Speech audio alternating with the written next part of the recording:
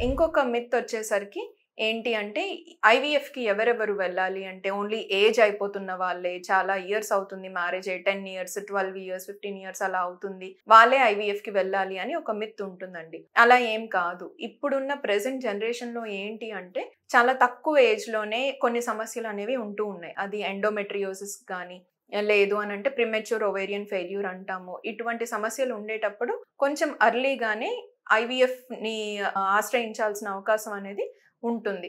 ఎందువలన అంటే again to achieve pregnancy early అనమాట. నెక్స్ట్ వచ్చేసరికి వేరే ఏ కండిషన్స్‌లో ఐవీఎఫ్‌కి వెళ్ళాలి అన్నది గూడాను మీకు తెలుస్తుంది. మ్యారేజ్ అయింది. మ్యారేజ్ అయిన 6 మంత్స్ టు 1 ఇయర్ మీరు ట్రై చేస్తున్నారు ప్రెగ్నెన్సీ కోసం.